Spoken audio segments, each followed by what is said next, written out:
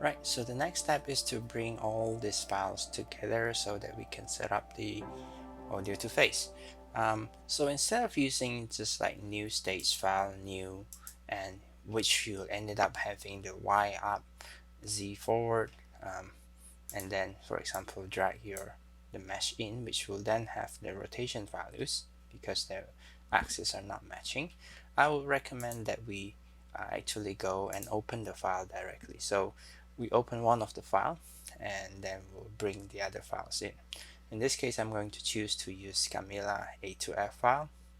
So let's do that, which will be somewhere there. It will be, yeah, there. It's dark, it's fine. I think all other files will have lights in them anyway. Next is that we're going to bring in the cavity file, which also exported from CC4. And then we have the eyes file that we extracted out. Remember that we have the lights in here.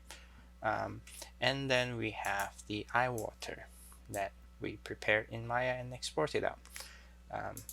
No lights, this one. And the other one that we want to bring in is actually the full body. So we also have the full body in here that I'm going to bring in. So we ended up having a bunch of them, and just so happened that they all have their own lights, which probably makes the scene a bit too overlit at the moment. I think there is somewhere light root there. Okay, so let's just try create, just to make this a little bit prettier. I'm going to create distant light and try to set the lights here, and probably this is a bit too much. And I'm also going to create a dome light. So light, dome light, make this intensity probably 300. Okay, so this is good enough for us to start. So we got all our files in here, and next is that we're going to do the character setup, which we basically define all the meshes that we want to work with. And in character setup, we'll do the full face. It's checked on by default. Import fitting templates also checked on. This means that we're going to bring mark mesh in later on. Next is the character orientation. So forward Z is wrong. We want forward minus Y, and the up axis is Z. Right, so this is aligned with that. You'll see that the character is facing that way, and we start selecting the meshes. For the skin mesh here, the first one, we're going to use the one from the A2F file that we open here. So I'm going to use, we will find it here. So CC base body, and I'm going to hit plus there. So we got the file, and we got the mesh here. Next is the lower denture, the teeth, and for that one, we're going to use the one from the cavity, which will be the mesh, not the transform. So it will be this mesh, lower teeth, and I'm going to hit plus here. Tongue mesh will be the same. It will be the one from the cavity, which will be here. So far so good. And then we have the left and right eye, which will be the one that we want to get from the eyes. So this is the one that we extracted before. So I'm going to use left eye here, right eye here. We also, for eye pivot, because this eye pivot currently is at origin, if I rotate down, you'll see that that's at the origin.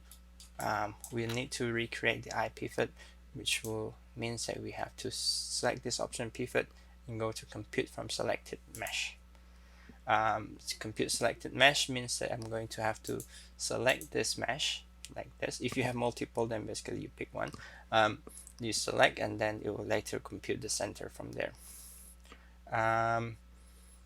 What else? The next will be all the additional meshes. So first is the static. Statics will be the easiest one. In theory, you don't really need them. Basically, static mesh means that the mesh that you don't deform, right, or don't do anything with. And in theory, you can include the hair because, well, it's just for aesthetic purpose. It's there. We're not doing anything Audio2Face to it.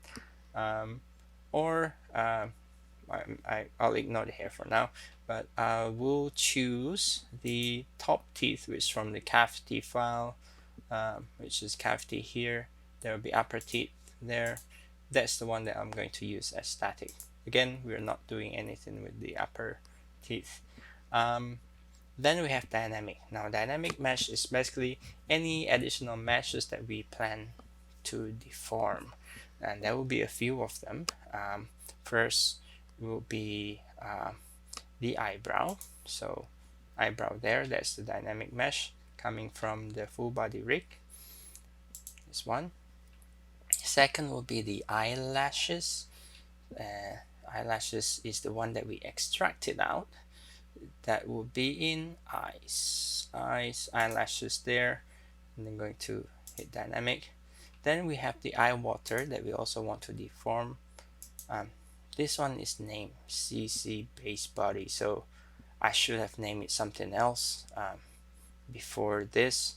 I think we may have issue later on, but we'll see.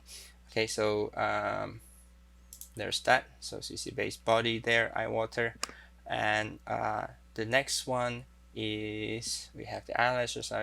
Then we need the eyeballs. So eyeball, which in this case is the double eyeball, the one that is from the rig. So we find the eyeballs from the full body here. Is it cavity eyes? Oh, this one.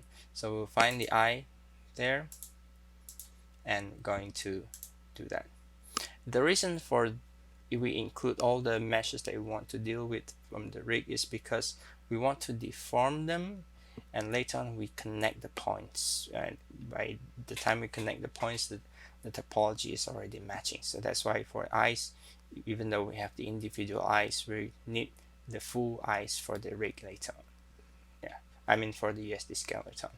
So that's the eyes included, and we also need the mouth, or the one with the teeth. So we'll find the teeth here and include that one as well.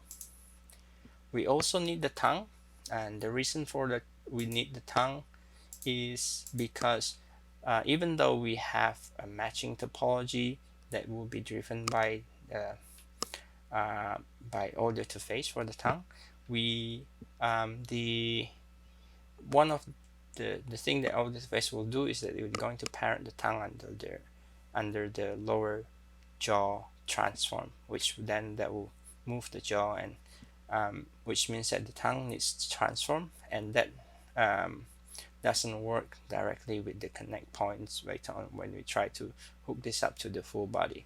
So for that reason, I'm also including the tongue in this setup here. And lastly, we need the full body. So this full body mesh is, again, we're going to apply a bunch of deformer on it to hook up all the A to F mesh, and then we're going to then connect this to the rig. So also include that. So we have all the meshes that we want here. I'm happy with it, and I'm going to basically click setup character. Notice that if you do save this scene first, or save as, again, we open an existing file, it's better you save as, don't accidentally overwrite it. Notice that there is a bug currently where this selection of this will be resetted, so you need to reselect them again. Just be aware. So I'm going to set up now so that I don't have to reselect them. So all good, and set up character. There we go. We got our basically all our meshes being duplicated and parented under the proper hierarchy. Again, I think there is some bug there where when our geometry name is the same, I could be wrong, that they are ignored. So let me just double check there. Oh, actually not. So it's all good. So we have the eye water here, we have the eye. So yeah, so and tongue. All right, good. So yeah, so that's great. Basically that's all we have to do for the character setup part. We get all our meshes duplicated nicely, and later on we can start running the character transfer. Thank you.